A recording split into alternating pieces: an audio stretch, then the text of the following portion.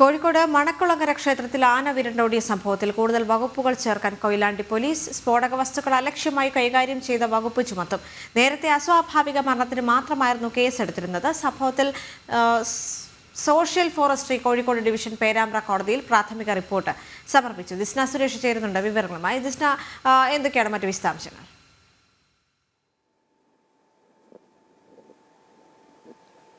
ദേവിക, മണക്കുളങ്ങരയിൽ ആന ഇടഞ്ഞതുമായി ബന്ധപ്പെട്ട സംഭവത്തിലാണ് social forensic വിഭാഗം ഇപ്പോൾ റിപ്പോർട്ട് സമർപ്പിച്ചിരിക്കുന്നത്. പേരാമ്പ്ര കോടതിയിലാണ് ഇത് സംബന്ധിച്ചുള്ള റിപ്പോർട്ട് സമർപ്പിച്ചിരിക്കുന്നത്. അതായത് നാട്ടാന പരിപാലന ചട്ടങ്ങൾ ലംഘിച്ചു എന്ന് തന്നെയാണ് റിപ്പോർട്ടിലുള്ളത്. പ്രധാനമായും ഈ ആനയ്ക്ക് ചങ്ങലയിട്ടിരുന്നില്ല.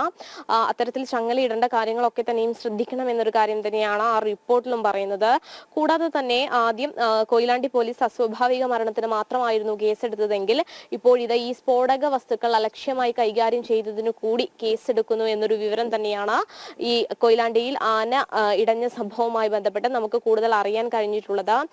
എന്തായാലും സോഷ്യൽ ഫോറൻസിക് വിഭാഗമാണ് ഇപ്പോൾ റിപ്പോർട്ട് സമർപ്പിച്ചിരിക്കുന്നത്. നേരത്തെ ADM സമർപ്പിച്ച റിപ്പോർട്ടിൽ ഉൾപ്പെടെ ഈ കാര്യങ്ങൾ പറഞ്ഞിരുന്നു. പോസ്റ്റ്മോർട്ടം റിപ്പോർട്ടിന്റെ പ്രാഥമിക നിഗമനത്തിൽ ഇത്തരത്തിൽ ഈ ആന ഇടിച്ചിട്ട ഓഫീസിൽ നിന്നും ഓട് അടക്കമുള്ള സാധനങ്ങൾ ഇവരുടെ ദേഹത്ത് വീണാണ് ഇവർ മരിച്ചത് എന്നൊരു കാര്യം തന്നെയാണ് പ്രാഥമിക നിഗമനത്തിൽ വ്യക്തമാക്കിയിരുന്നത്.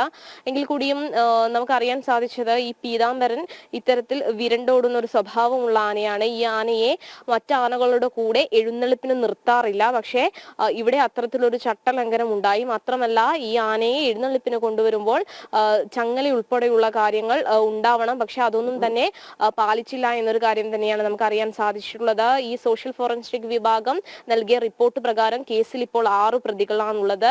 ക്ഷേത്രം ഭാരവാഹികൾ ഉൾപ്പെടെ ആനയുടെ 4 പാപ്പാന്മാരെയും പ്രതിപട്ടികയിൽ ചേർത്തിട്ടുണ്ട് എന്നൊരു വിവരം തന്നെയാണ് നിലവിൽ നമുക്ക് ലഭ്യമായിട്ടുള്ളത്. ഇന്നലെ വനമന്ത്രി AK ശശീന്ദ്രൻ ഉൾപ്പെടെയുള്ളവർ ഈ മരിച്ചവരുടെ വീട്ടിൽ സന്ദർശനം നടത്തിയിരുന്നു. അതായത് കേസുമായി സംബന്ധിച്ച് കൂടുതൽ റിപ്പോർട്ടുകൾ പുറത്തു വരുമ്പോൾ നിയമം അനുശാസിക്കുന്ന രീതിയിൽ എന്ത് ചെയ്യണമെന്ന് തീരുമാനിക്കുമെന്ന് തന്നെയാണ് വനമന്ത്രി പറഞ്ഞിട്ടുള്ളത്. മാത്രമല്ല, ഈ മരിച്ചവരുടെ കുടുംബത്തിന് ധനസഹായം ഉൾപ്പെടെയുള്ള കാര്യങ്ങൾ ക്ഷേത്രം ഭാരവാഹികൾ ചേർന്ന് തീരുമാനിക്കുമെന്നാണ് അറിയാൻ കഴിഞ്ഞിട്ടുള്ളത്. എന്തായാലും സോഷ്യൽ ഫോറൻസിക് വിഭാഗം ഇപ്പോൾ പേരാമ്പ്ര കോടതിയിൽ റിപ്പോർട്ട് സമർപ്പിച്ചിട്ടുണ്ട്. ഈ റിപ്പോർട്ടിന്മേൽ 6 പ്രതികളാണ് നിലവിലുള്ളത്. പ്രധാനമായും ക്ഷേത്രം ഭാരവാഹികളും ആനയുടെ 4 പാപ്പാന്മാരെ കൂടി പ്രതി ചേർത്തിട്ടാണ് ഇപ്പോൾ റിപ്പോർട്ട് നൽകിയിട്ടുള്ളത്. ദേവിക. ശരി ദിസ്ന.